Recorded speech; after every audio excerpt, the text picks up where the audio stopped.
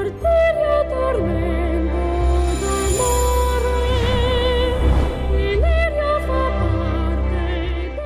Juliana parece confusa e perdida em meio à nova realidade. Um homem diz a Francesco que um funcionário subiu a bordo para apressar o desembarque e comenta que há formalidades que precisam ser cumpridas. Francesco diz que sabe disso, pois já passou pela mesma experiência um dia. O homem retorna acompanhado de Juliana e Francesco, surpreso, pergunta se ela é mesmo Juliana. Então ele diz que veio buscar os três, mas Juliana, com tristeza, informa que seus pais faleceram. O homem acrescenta que o médico não soube confirmar se a causa foi peste. Francesco fica em estado de choque e, sem conseguir conter a emoção, abraça Juliana com força, como se quisesse protegê-la de todo o sofrimento que havia passado. Janete, preocupada com a situação, comenta que, se realmente foi a peste que levou os pais de Juliana, o melhor é saírem dali o quanto antes para evitar riscos. Juliana, com semblante firme, afirma que não vai com Francisco, mas pede para ficar com Mateu, demonstrando claramente a importância que ele tem para ela. Francisco, confuso e sem entender o motivo dessa insistência, observa Mateu se levantando e caminhando. Apesar da resistência, Juliana acaba sendo levada e, algum tempo depois, chega à casa de Francisco. Ao entrar, Francesco anuncia que, a partir daquele momento, aquela seria a casa dela, o seu lar. Janete, em tom de advertência, diz que Juliana só pensa em Mateu e que isso pode se tornar um problema. Francesco, ignorando o comentário, afirma que irão procurar Mateu na Secretaria dos Imigrantes e pede para Marina conduzir Juliana ao quarto de hóspedes, preparando também um bom banho para que ela possa se recompor. Juliana sobe as escadas ao lado de Mariana em direção ao andar superior, ainda visivelmente abalada. Janete, aproveitando o momento a sós com Francisco, lembra que Juliana é uma filha de um amigo dele, mas não dele próprio, e espera que ele não se esqueça disso. Reforça ainda que Juliana parece ter o pensamento voltado apenas para Mateu. Enquanto isso, Mariana prepara o banho com cuidado, deixando a água na temperatura ideal, e se retira para dar mais privacidade a Juliana, que mergulha em lembranças e sente uma profunda saudade de Mateu. No andar de baixo, Mariana pede para Luísa colocar mais um prato e talheres à mesa. Luísa, surpresa, pergunta se a italiana vai jantar com os patrões. E Mariana confirma, dizendo que é ordem direta de Francisco, lembrando que ali obedecem primeiro ao patrão. Marco Antônio, curioso, quer saber sobre os amigos do pai e pergunta se chegaram bem e onde estão. Francisco responde que apenas a filha, Juliana, chegou e informa que o amigo dele e a esposa, que ele nunca chegou a conhecer, faleceram. Marco Antônio lamenta e diz sentir muito, mas Francisco, com o peso no coração, comenta que talvez devesse ter deixado o casal na Itália. Marco Antônio tenta consolá-lo, pedindo para não se culpar. Ao perceber a roupa simples de Juliana, Francisco questiona o motivo e Mariana explica que ela não tinha outra para vestir. Francisco convida-a para sentar-se à mesa e apresenta Marco Antônio como seu filho. Antes que ela se acomode, Janete intervém dizendo que Juliana deveria jantar com os criados, mas Francisco insiste que ela fique. Juliana, desconfortável, tenta recusar, dizendo que preferiria comer depois. Porém, Francisco pede para Mariana preparar um prato para ela, já que não está acostumada às refeições tão formais. Janete, incomodada, ordena que retirem os talheres e deixem apenas uma colher para Juliana, o que provoca um olhar de repreensão de Francisco, que pede que todos possam comer em paz. Marco Antônio tenta deixá-la mais à vontade, dizendo para comer do jeito dela. Enquanto todos a observam, Juliana começa a jantar. Em outro lugar, Mateu viaja em um trem e por um instante pensa ter visto Juliana, mas se engana. Francisco comenta com Juliana que pretende procurar Mateu logo cedo no dia seguinte, mas Janete insiste que ela não é filha dele para merecer tanta preocupação. De forma sutil, Francisco encerra a conversa pedindo para ela descansar. Marco Antônio pergunta quem é Mateu e Francisco explica que é um amigo de viagem de Juliana, alguém que a confortou após perder os pais e por isso acredita que seja uma boa pessoa. Janete retruca, dizendo que se for mesmo uma boa pessoa, deve deixá-lo e seguir a vida juntos. Mas Francisco afirma que antes quer saber quem é esse Mateu. Janete, voltando-se para Marco Antônio, reforça que Juliana só fala nele. Enquanto isso, Mateu caminha e comenta com Bartolo que não viu Juliana no desembarque. Bartolo pede que Mateu o acompanhe e juntos entram no trem. Determinado, Francesco diz a Juliana que prometeu e vai buscar Mateu. Em outra conversa, Mariana comenta com Luísa que Juliana é filha do melhor amigo de Francesco. Luísa pergunta se é verdade que os pais dela morreram afogados, mas Mariana esclarece que foi por causa da peste. Francesco e Juliana continuam a busca por Mateu, mas ela acaba confundindo outro homem com ele.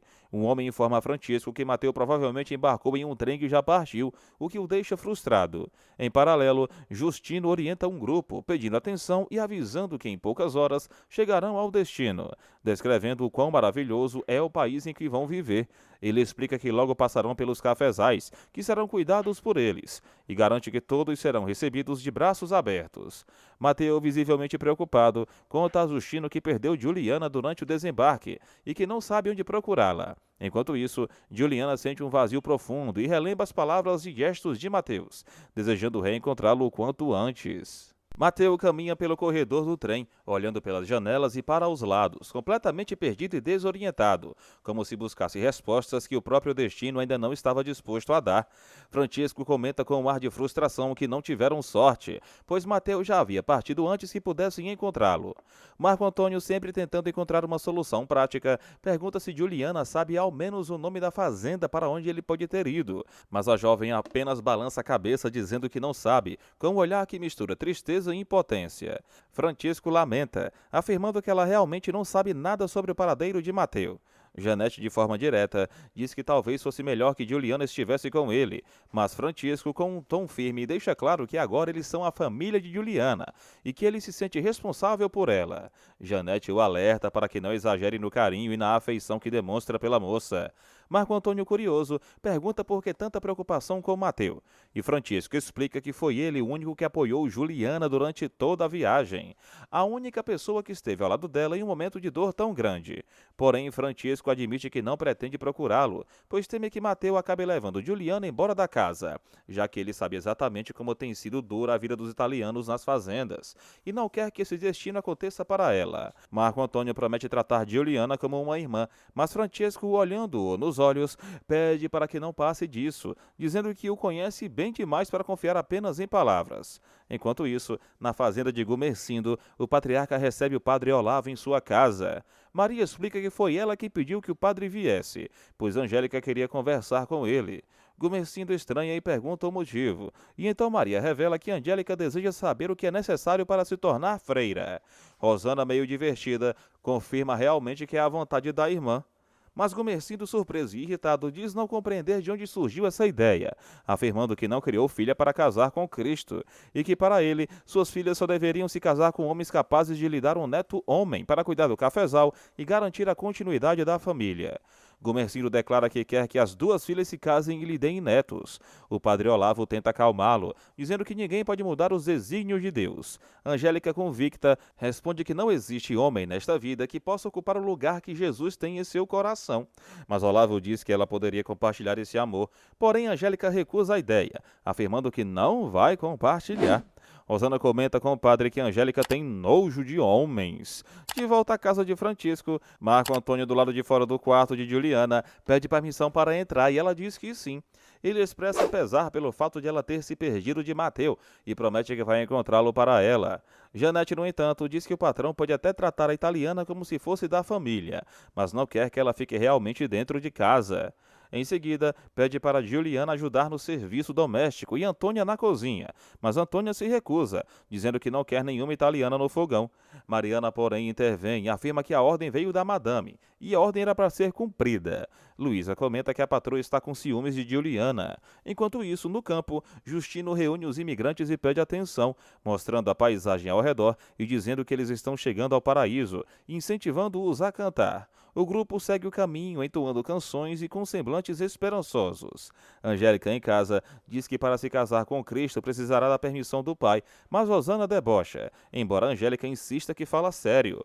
Rosana comenta que o pai delas está preocupado com a chegada dos italianos e também com a queda no preço do café. Angélica, determinada, afirma que vai fugir de casa para se casar com Cristo, algo que jamais faria por qualquer outro homem. O grupo de imigrantes continua a caminhar até que Justino anuncia que chegaram e que, ao atravessar a porteira, estarão entrando no futuro de cada um deles. Justino chama Mateu para abrir o portão e este, sorrindo, o faz.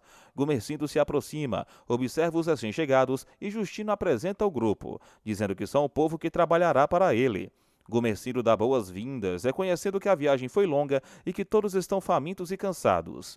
Ele então pede para Tenor levá-los à senzala e para Maria preparar algo para comer, sugerindo que ela faça uma sopa com o que restou do almoço.